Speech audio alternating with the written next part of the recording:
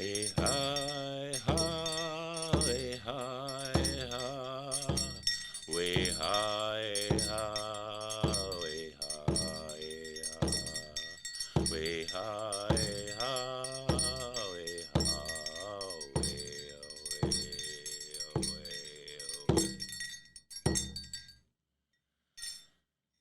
way high, high, way high, high. We're Middle of the Res Road. We're your hosts, Morgan and Ricky. We're here to share the success stories of people who took the opportunity to join the trades and how these opportunities can be achieved by anyone looking for success. Hey everybody, welcome back to Middle of the Res Road. It's Ricky, Lou, and Morgan here today. And we also have a very special guest, Brian, who is with us today, who will share a little bit of his story and how he got into the trades. So let's move on to our trivia question today, which is sponsored by Talon Metals. What do you got for us today? Okay. It's a good one. What is the most widely consumed commodity after water? I think I know this one, actually. I don't. We'll see. Okay, so just think on it and we'll revisit the trivia question at the end of the interview. I was going to say, and then for Powwows, we got for the 22nd, 23rd, and 24th. Oh, we got the KBIC in Baraga, Michigan? Baraga, Baraga? Yeah. Okay. And then a powwow in Eastlake, Minnesota. That's a very good powwow. Good powwow? Yep. Should we attend? I would. All right. It's How close. far is that from here? You know where McGregor is? Yeah. It's just right in that area. Oh, That's Right pretty by, close. Right by the Menis Leadership Academy School. Oh, I went there for a year. Yeah, so it's really? right out that area. Mhm. all right. When Well, it opened. yeah, we'll definitely check that one out. It's a good one. You'll have a good time. Would you be attending that powwow? More than likely, I try to stay close to home, but Mm-hmm. other than that, we do travel. We are a power family, and we willing to go anywhere. But East Lake's a good one, and that's one that I'm willing to stay home for. Awesome. Cool. What's your favorite one to go to? Probably my favorite powwow of all time is it would have to be Panema Labor Day. Back home, just growing up, being around the vibes, the powwow people, the family, and seeing people come to your community and have a good time. It just makes you feel good about yourself and how you represent yourself coming out of that area. Yeah, I love that. I mean, I think my favorite powwow so far has been Mille Lacs. I haven't been to too many, but Yeah, I haven't been to Mille Lacs in a very long time. It's been at least 10 years or so since I've been there. wow. Me too, probably. In high school, I think was the last time I was at that one. Yeah, I think we saw you last at the Veterans Powwow. I think you guys were singing there, weren't you? Oh yeah, just coming off helping the Fond du Lac band of Chippewa with running the specials there this year, and what my job was, they had men's woodland 18 and over, women's jingle 18 and over, and they had a singing special, and I just had to make sure that the specials were run correctly. I had the judges, made sure they were done in a timely manner, made sure nothing was drug on and stuff like that, and just made sure everything was run smooth. yeah, when we were there, I seen you bustling around, running Yeah, it was, around. I'm glad I didn't get cramped up in the cast like the last powwow I was running. Oh no. So you said you grew up around Red Lake, right? Yeah, yep. Red Lake. I grew up across the lake in a little community called Panema, Minnesota. What was that like? It was fun. I probably went there when I was probably around 10 years old. I got the feel of it, got to meet family, got to learn a lot of culture activities, got to strive on my singing there. I used to dance for a little bit, but I picked up on my singing and ran with it more than anything because that's what I love to do, and that's just what I felt like was for me is sing. I didn't have the moves to bust out to dance, but I had the vocals and the other bros to help support and help me with the drum groups that I do sit on. Which ones do you sit on? I grew up singing with P-Town boys, which we go as P-Town now for short, because we're no longer boys, but the MC will still say P-Town Boys. And I also, around the Fond du Lac area here, I sing out with Cedar Creek. Oh, okay. And for them, I've been sitting there at least 13, 15 years. Dang. Like, I'm 30 now. I probably sat down when I was 13, 12 years old. Wow. Is that kind of how you got your start, or did you start with like hand drums? Or? Probably how I got my start was at Panema Elementary School with the Panema Panema Drum and Dance Troupe. There I found a few of my cousins that sang and danced. Met a few of my aunties that also ran the program and helped us get through the school year and through the school activities with the drum and dance troupe. Oh, okay. It's kind of cool. I've never really asked the drummer how they got their start or what made them decide to pursue singing, and it's cool. It's awesome hearing all you guys like synchronized singing. Right. I just say it's kind of like, try to tell my son, like, if you can harmonize together, try to blend in together, I was like, then you got it. As long as you find you in that right tone and pitch blending together, you can do anything. You can make any noise. Yeah, I tried drumming when I was little, but I always just messed up the timing. Right, that's everybody off. I always say, I was like, well, we got the drummers, we got the singers, and then we got the hummers. And I always joke with my sons, if you're not going to be drumming, you at least better be humming. How many kids do you have? I got 7 boys. My oldest boy is 11. My youngest is about 16 months. Oh, wow. Oh, wow. And it's a lot of work with all boys. Never had a girl in there? All boys? Not one girl. Oh, my gosh. I got sisters, so that's pretty much as close as I get to a daughter. Got a Fun. lot of nieces. My brothers are lucky, but I brought them all nephews.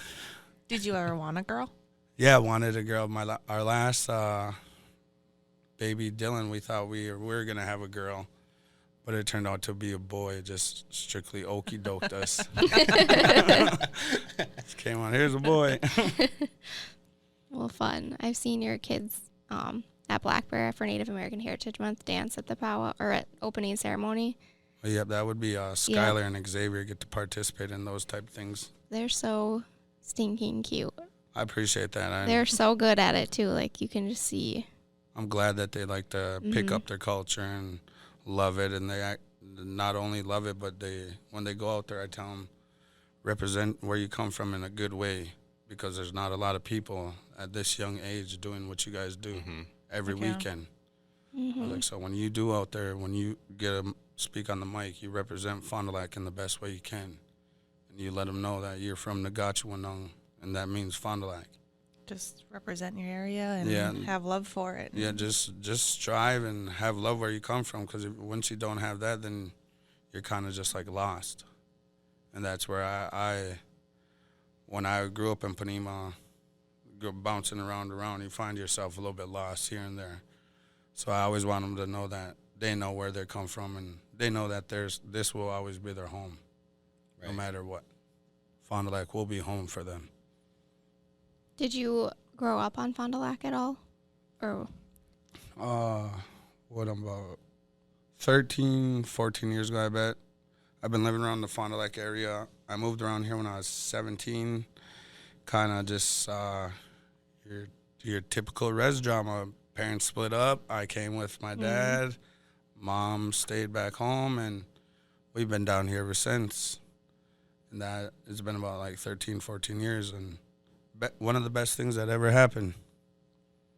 I'm sure that was a big change for you, having to relocate somewhere. Kind of a big change, like growing up from Red Lake to Boys Fort, up in that area, the Iron Range. There's not that many opportunities. There's only small towns, so coming down here was kind of like an eye changer, kind of a game changer. There was way more things to do not even as a kid, but just as a person in general. There was way more opportunities, way more people to see. It wasn't just going to be all closed in like it was back home in Panema or Boys Fort. And so you said that Fond du Lac feels like home. Yeah, Fond du Lac is like a third home to me, where I claim is Boys Fort, Red Lake, and Fond du Lac is a part of my home. do you feel like growing up on all of the different kind of reservations, do they have a different feel for you? Yeah, some and no. No matter where, if it's Fond du Lac, Red Lake, Panema, or Boys Fort, the love for my communities are always there. My relatives are there, so the love is there. It's just like this place around here where my sons are from. I just kind of adopted it or inherited it. Mm-hmm. It was never my home or none, but the people around here took me in. The people around here showed me things. There's just a lot of good people around the Fond du Lac area that have a lot to offer, and I'm very appreciative towards them in this band. Kind of jumping a little bit off topic, but what do you do for work right now? Right now I was working 2 jobs. My first job, I'm the singing instructor at the Fond du Lac Ojibwe School during the school year, and right now we're on summer break. But for like the last year and a month or so, I've been with the Can of Worms project located out of Duluth, Minnesota, with Ames Construction, and they're out of Burnsville, Minnesota. That's the big road construction Yeah, project that they're doing, right? Yeah, that's the big old headache down there. That's if you ain't going left, you better be going right. And if you're going to have to turn around, you should do it right now because you're going to have to. Yeah. But yeah, that's the Can of Worms project. Do you know why they call it the can of worms? I've never figured it out. I haven't figured it out yet. Okay. The only thing I can think of is that, I don't know, like if you open it up, it's Yeah, yeah. that's how it is Disaster. down there. Do you know when that's expected to be done? I've seen billboards that said till 2024. Okay. So Holy. It's another 2 years or at so. least 2 years or more. There could always be delays, or it could be done sooner. I'm making headway down there, though. Right? Yeah. Mm-hmm. Like I said, I've been there the last year and a half, and to see all the concrete barriers go up, the mounts go up, and all the cranes working every day, it's crazy, mind blowing how fast those guys work during the day. Are you in a union? Oh yeah, I'm with proudly with the 1091 labor union out of Duluth. Oh, okay. And I'd like to give them a shout out. Liuna? Is that what it's called? Liuna. Yeah. Yeah, Liuna and Big Bad 1091s. Labor Nice. union. Represent. Yeah, always, always. I'm thankful for them guys. So what do you do as a laborer? Right now, as a laborer, at the position I'm at right now, I'm on the dewatering crew, and which runs from 7 p.m. to 7 a.m. And my duty is to stay awake, change filters, and make sure the water is flowing in and out, going good, and not the lines ain't getting clogged up with all the extra mud and sludge in the inside that it pulls out. Because they'll be going like 3 times of this room of like a tank of just filtering out the water and stuff. And Dang. I've seen them had to clean it out, and it wasn't Wasn't pretty. nice, man. That wasn't nice. There was 2 guys in there. Oh no. They were really spraying at it for like 3-4 hours. I was not to spot them. So You're just I had to supervising. watch. Yeah, basically. Is it hard work at all, or? Some of it when I first entered, when I first started the get to where I'm at right now, I would say it was one of my first jobs was the hardest, and that was out in one of these pipe yards around the res here, I think like Kettle River area, and where we were painting them. That wasn't hard painting, but it was the putting the magnets on the pipe, and then having to take off all the magnets and put them on the little stroller or whatever, and then pull them. Mm-hmm. And all the magnets added up after a while, man. So after a while, it took like 2 guys instead of 1 to push. It's a lot of hands-on. It's a lot of moving around.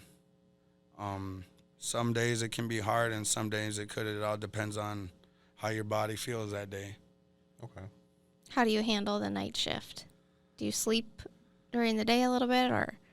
During the night shift, I get there at 7, probably hang out, do my specific duties, and then, not even gonna lie, I nap or so. I take a nap 1 hour or two. Hey, I don't And blame then you. get up in the morning and then go home to the wife and the kids and then try to catch a few hours in there. But then as soon as like 9, 10 o'clock comes, the wife's up or one of the boys are awake. And then if I hear one of them up, I jump up because I don't want them to be up alone. I know how it felt to be awake alone too. Like, I'm not going to have you guys chilling there alone. Oh.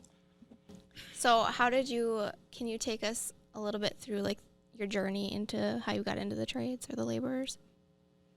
How I got into the trades or the laborers is it's always been a dream. I watched my dad work his butt off for me, my brother, and my mom all the way throughout my childhood until I was about 14. When he quit working with Red Lake Housing, he's been like a carpenter. It's always been a dream to do that type of work. I've never really thought of myself of joining the labor union. I've always thought of me joining carpenters right alongside my dad.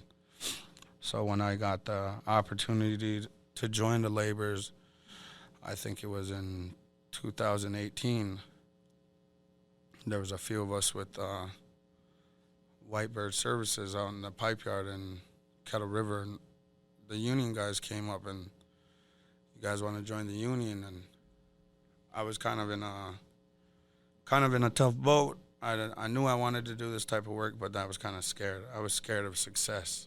I was scared to be successful. Worried about what people would think or how they would think of me because of what I used to do and what I was trying to do now. So when I sat there, I called home. I was like, dang, they want us to join the union. I was like, I don't really know what the union is, but I know I caught a ride out here today, so I don't really got that much of a decision. I was like, it's either I'm walking off this job site today or else I'll join the union and I'll have a ride back to my car. So thought about it, and I was like, life's a risk. That's all I can do is take a chance. And I took a chance with the laborers union, signed it, and that was my goal because I took this Five Skies class. I think it was 2017, 2018, and they were looking to help to get the indigenous community out in the trades, out in the work for the projects that were coming around the area. And I was hesitant at first because of the project, what was going on and what happened in the past with my family out in Sawyer. So kind of hesitant when my friend said, you should join this class with me. I was like, no, I'm good on that, bro. I'll find a different job. And I already quit at Black Bear, so I was in the move of looking for another job.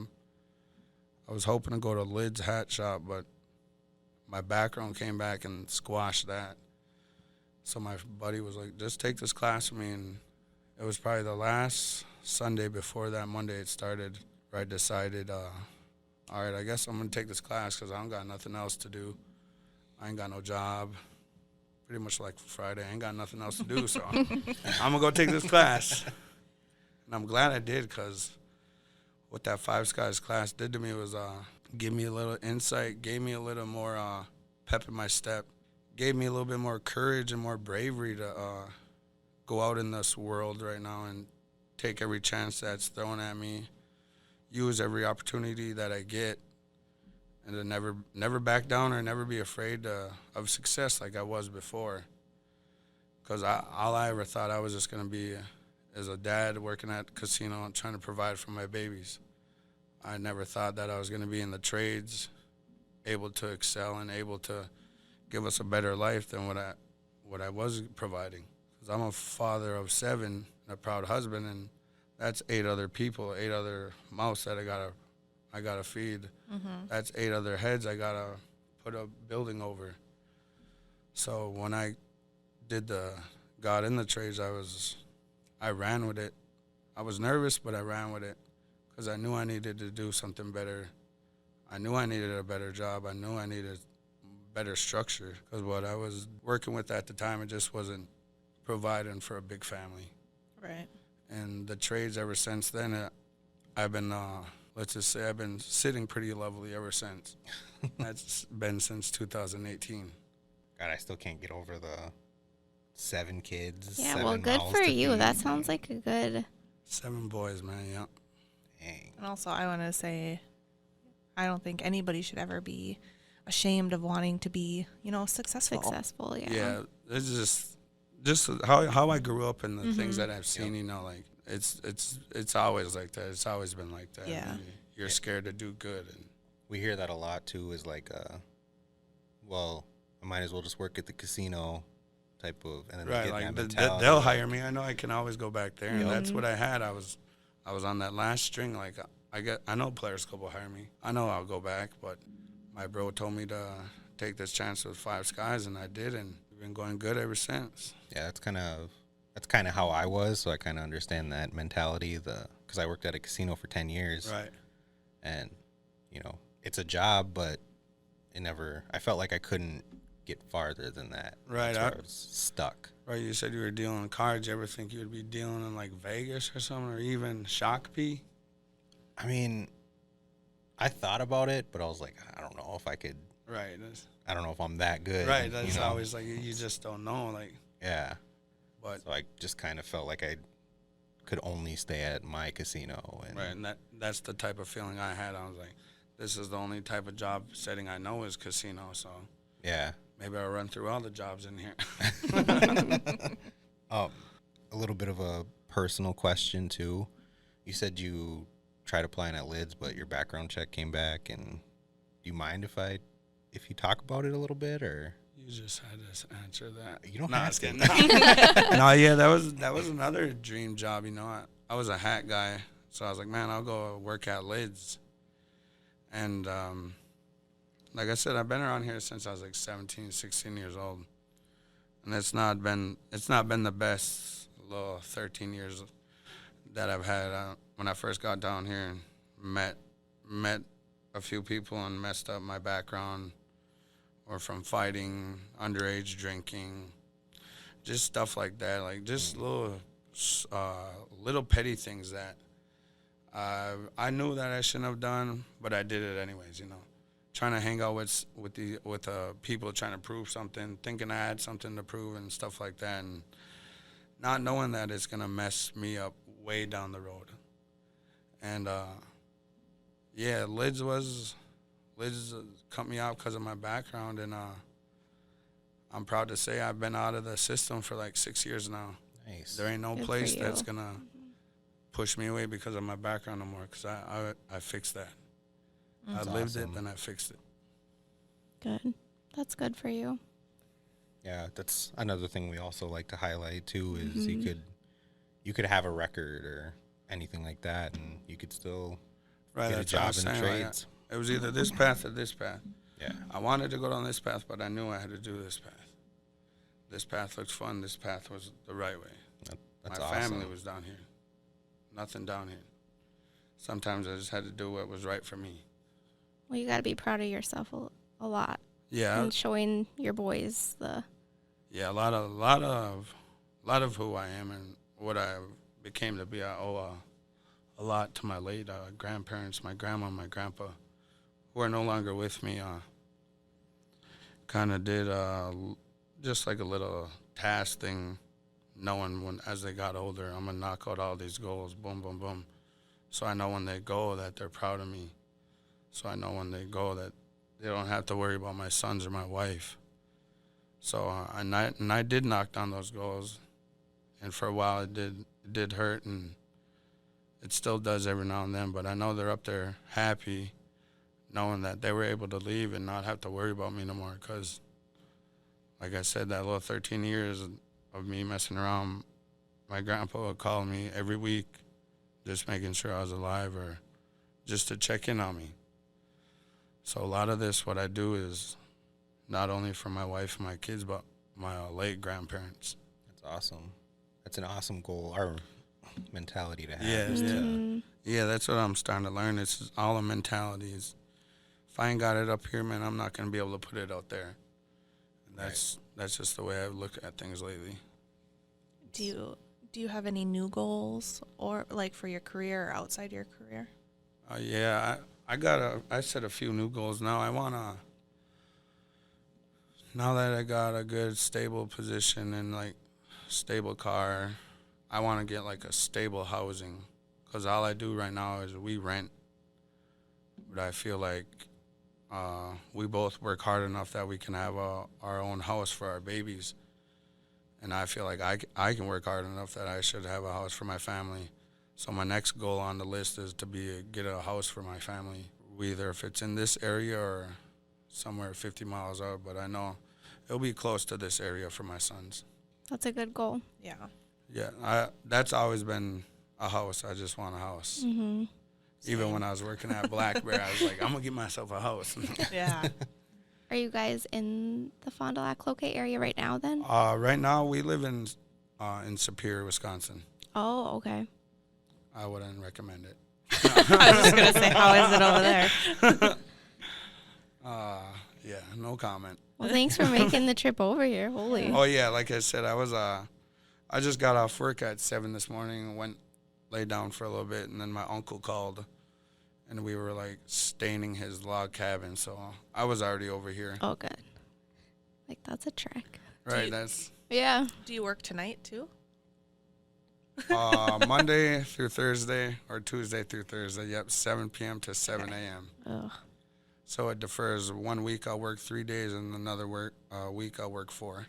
Oh, okay. That's still pretty good. You have, Yeah, that's Yeah. nice. have a lot of days off. Still. Thankfully, Yeah. I get the weekends off to powwow. Nice. That's what I Yeah. was saying. I was like, man, Can't miss powwow. right when I joined the trades, I was like, man, I'm not going to be able to powwow. I'm not going to be able to do anything. And I was willing to give it up. And then this crew picked me up, and they're like, you got weekends off. I was like, dang, nice. I forget that. I could. Right? Yeah, I was that's like, perfect. can you get that at the casino? Being the supervisor? What is your favorite part about your job? My favorite part about my job is probably nothing's ever the same when you go there day after day. There's always something new. There's always something different happening. But I think my favorite part is when I get to come home, when I get home in my house, and I have like sons after sons after sons running up to me. Dad's home, Dad's here. How was work? Finally, you're here. Your own little drum group. Yeah, yeah, that's pretty much, I live for that. I live for the end of my shift to get home where I have all these greetings, and it's my sons, and it's my wife, and then sometimes it'll be even my dog. So you guys do powwows a lot. Do you guys do any other family activities? Anything else you guys like to do? Right now, we are powwowing seems like every weekend. For a while there last summer, I was doing this like kind of outreach stuff in Duluth for the homelessness, where we were providing like waters, light snack, pop-up round dances. It's actually the American Indian Movement support group of Twin Ports is what I'm a part of. And we were doing like just little events for families. I did like a back-to-school event. We did a few cookouts, a few scavenger hunts. And yeah, that's what we were doing in Duluth there last summer, but since Powwows came back, we just kind of been hitting every weekend. There's a different powwow traveling. Wow, well, I like the cause. That's a good cause. Yeah, Giving back to the community, I think, yeah. You gotta always shows a lot about a person. what I kind of grew up on is always remember where you come from, or always remember what you did, and always give back no matter what. Like my son, I learned that a lot with my oldest son. That was the brave for the Fond du Lac school for like the last 5-6 years, and every year he would give back to the community or just his band, and have a grass dance special or a giveaway, and just teaching him the little things of always giving back, because wherever you're at or no matter where you come from, they give a lot to you for who you are, and it's always nice to give back. Definitely. Love it. Yeah, and if you know of any events like that going on, you can always let us know and we can share it. Oh, nice. Yeah, like Like I said, we all started doing that last year, and I'm hoping to get back into it this summer. I just work way too much to be trying to go back out there because I was doing it during the daytime, and then I work at night, and it's hard to Yeah. stay up during the day. Yeah. You got to get your sleep. Yeah, sometimes gotta sleep. Yeah. So if you could say anything to someone who might be in your situation you were 13 years ago, what would you say? Yeah, like, with that feeling that you needed to prove something, or Like my little advice to someone who's coming up in what I've been through, or maybe what I'm going through, is I remember when my grandpa always told me, he didn't tell me, I heard him say before, to always do something with a good heart, never put up a front, always be what you are and be what you can. And then if you ever come across the chance of hopping in the trades, I wouldn't think twice about it. I would just sign on the line and hand in your paper, because it's going to be one of the best choices you ever made. Like, I'm going on my 4th year in, and there's a lot of benefits and a lot of opportunities that come with this. There's always new crew members. Nothing's ever the same. You learn a lot of life skills, even people skills. It's just a lot of good things that I've learned so far with the trades, with this little 4 years that I've been in, that I'm able to pass on to my boys. And just don't be scared, and just go with it. If you have the opportunity, don't be scared and go with it. You're gonna enjoy it 10 years from now. it's awesome. That's really good advice. Yeah. Well, thank you for coming to share your story, and Miigwech, I appreciate it. Yeah, thank you very much. it's a great story. Like I said, this is a nice little spot. Shout out to the Whitebirds. Like, the Whitebirds is a good family that helped me get to where I am right now, and I'll always be thankful for the Josh and Tom. Yeah. I All right. do Oh, go ahead. have. No, I don't. I lied. I was going to say something and then I lost it. We should move on to the answer to your trivia. Trivia. Okay. So the question was, what is the most widely consumed commodity after water? Everyone's got a guess. I'm going to say, like I said, I think I know this one. I'm going to say corn. Corn? Yeah, think about it. It's corn syrup. It's like in all of our food. You make gas out of corn. Even like clothing is corn based. And What? you guys didn't know that? My corn husk hat. Okay. That's a good answer. Okay. I didn't know all that. Honestly, I have no idea. Like, nothing's even coming to mind. Yeah, I'm drawing a blank too. You said commodity, and other commodities came through. Cheese. Yeah. My big block of cheese. All right. The answer is cement. Oh. Yes. I don't know. I think my mind was just stuck on food. I was gonna say that's Yeah, Yeah, that's maybe. that too. Well, TGIT, do you guys have any plans for the weekend? I'm going to go check out that powwow. Yep. Are you? Mm-hmm. Which bar was that? The one in East Lake. Oh, East Lake. Yeah, that one. Tell your food truck, Saturday Night Live, best food truck. Is it? Yeah, dude, $500. I seen Fond du Lac had a food truck, but it's like a candy stand type deal. Okay. The Olsen family, I think, have that. Sugar Shack. Oh, okay. Yeah, we'll Sugar that sounds- Shack. Yeah, and that's another brother that I met out there that I think got his food truck with working out there.